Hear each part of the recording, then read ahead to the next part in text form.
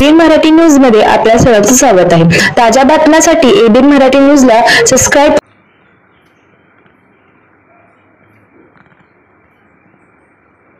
पुण्यश्लोक अहिल्यादेवी होळकर यांच्या त्रिशताब्दी जयंतीनिमित्त ढोल ताशांच्या गजरात दिमाखात निघाली शोभायात्रा।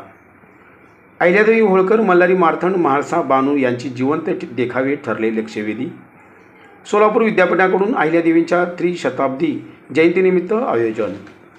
ढोल ताशांच्या गजरात, कैताळाच्या निनादात आणि पिवळ्या फेट्यांच्या साक्षीने पुण्यश्लोक अहिल्यादेवी होळकर सोलापूर विद्यापीठाकडून काढण्यात आलेली शोभायात्रा म्हणजे अहिल्यादेवींच्या कार्याला आणि विचारांना केलेला एक मानाचा मुजराच होता।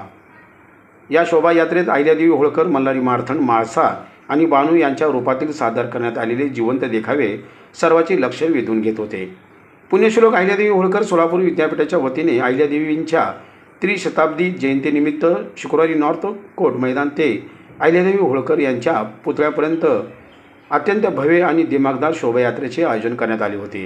या शोभायात्रेत कुलगुरू प्राध्यापक डॉक्टर प्रकाश महानवर, प्राध्यापक प्रभारी कुलगुरू प्राध्यापक डॉक्टर लक्ष्मीकांत दामा, प्रभारी कुलसचिव डॉक्टर अतुल लकडे, उच्च शिक्षण विभागाचे सहसंचालक डॉक्टर उमेश काकडे, विद्यार्थी विकास विभागाचे संचालक डॉक्टर केदारनाथ काळवणे, अध्यासन केंद्राचे संचालक प्रभाकर कोळेकर, वित्त व लेखाधिकारी महादेव खराडे, परीक्षा विभागाचे संचालक श्रीकांत अंधारे यांच्यासह शिक्षक, अधिकारी, कर्मचारी मोठ्या संख्येने सहभागी झाले होते।